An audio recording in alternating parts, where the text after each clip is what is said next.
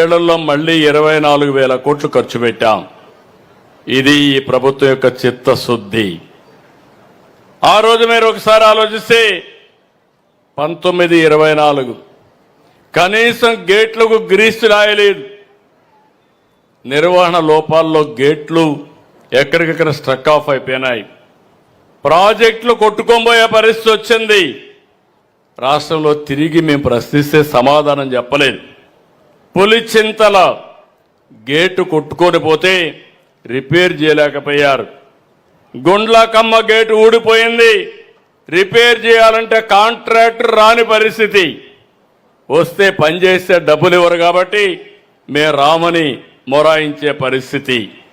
ఇంకో పక్క మీరు చూస్తే కాలవల్లో ఎక్కడా పూడికి తీయని పరిస్థితి. సాగునీటి సంఘాలని నిర్వీర్యం చేసే పరిస్థితికి వచ్చారు. టెండర్లు కూడా పిలవకుండా దారుణంగా ప్రవర్తించారు. రైతు బాగుంటేనే రాష్ట్రం బాగుంటుంది. ఇరిగేషన్ శాఖకు ఎక్కడ లేని ప్రాధాన్యత ఇస్తామని చెప్పి కూడా నేను మీకు తెలియజేస్తున్నా. మొన్నే తుంగభద్ర 75 సంవత్సరాల్లో తొలిసారి గేటు పోతే కొత్త గేట్లు పెట్టించాం. నిన్ననే ధవళేశ్వరం బ్యారేజ్ గేట్లు పోతే 19-24 ఒక్క పని చేయకపోతే 135 కోట్లు ఖర్చు పెట్టి అవన్నీ కూడా పూర్తి చేసే పరిస్థితికి వచ్చాం. ఈరోజు మీరందరూ గుర్తుపెట్టుకోవాల్సింది ఇంకొక పక్కన రాష్ట్రానికి జీవనాడి పోలవరం నిన్నే పోయొచ్చా. నేను ఈరోజు మీ అందరికీ ఒకటే విజ్ఞప్తి చేస్తున్నా. ఆ రోజు కేఎల్ రావు గారు కానీ ఎంతో మేధావులు ఆలోచించారు. ఆ మేధావుల ఆలోచన అమలు చేసే అవకాశం భగవంతుడు నాకు ఇచ్చారు, ఎన్డీఏ ప్రభుత్వానికి ఇచ్చాడు. 72% పూర్తి చేశాం 14-19లో. నరేంద్ర మోడీ గారి సహకారంతో 7 మండలాలు ఆంధ్రాకు తెలంగాణ నుంచి ఇచ్చి పూర్తిగా సహకరించారు. కానీ 19-24 మీరు చూస్తే ప్రాజెక్టు పూర్తిగా నిర్వీర్యమైపోయి డయాఫామ్ వాల్ కొట్టుకోబోయే పరిస్థితి వచ్చింది.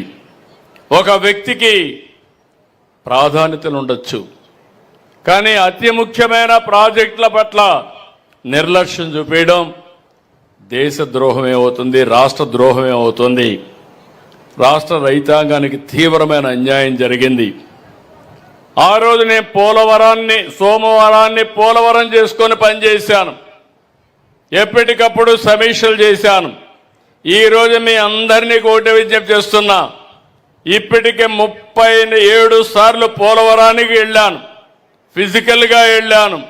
137 సార్లు వర్చువల్గా సమీక్షించాను. ఈ రోజుటికి 89% పనులు పూర్తి చేశాం, అందరికీ సహాయం చేశాం. నిర్వాసితులందరూ కూడా హ్యాపీగా ఉన్నారు. ఎందుకంటే వాళ్ళ యొక్క ఆలోచనలు గుర్తుపెట్టుకున్నప్పుడు ఒక ప్రాజెక్టు వల్ల లాభం పొందే వాళ్ళు ఆనందంగా ఉంటారు. భూమి పోగొట్టుకున్న వాళ్ళు బాధపడతారు. వాళ్ళకు కూడా న్యాయం చేయాలి. అదే దానిపైన మనం చేశాం. 2 ఏళ్లలో 2,250 కోట్లు నిర్వాసితులకు అందించాం. పునరావాస కాలనీలు నిర్మించాం. ఇప్పటికి కేంద్ర సహకారంతో 7,100 కోట్లు ఖర్చు పెట్టాం. ఈ రోజు ఒక పవిత్రమైన కార్యక్రమంలో అనౌన్స్ చేస్తున్నాను. రాబోయే రోజుల్లో మార్చి 2027 పోలవరాన్ని పూర్తి చేసి జాతికి అంకితం చేస్తాం. రాష్ట్రానికి జీవనాడిగా తయారు చేస్తాం. అది వస్తే ఇప్పుడు కాస్తా కోస్తూ లిఫ్ట్తో వస్తున్నాయి. రేపు లిఫ్ట్ కూడా అవసరం లేదని చెప్పి నేను మీకు తెలియజేస్తున్నా. నా ఆలోచన ఒకటే, వంశధార పెన్న నదుల అనుసంధానం జరగాలి. నేను ఎప్పుడు కూడా ఒకటే మాట్లాడుతున్నాను. ఆ రోజు చెప్పాను, ఈరోజు కూడా చెప్తున్నా. 30 సంవత్సరాలకు మునిపే చెప్పాను, గంగా కావేరి కలవాలి. ఈరోజు మీరు ఒకసారి చూడండి, ఒక్క గోల్డెన్ క్వాడ్రిలేటరల్ రోడ్డుతో దేశ చరిత్రే మారిపోయింది. అంత మునుపు నేషనల్ హైవేస్ అన్ని కూడా చాలా అధ్వానమైన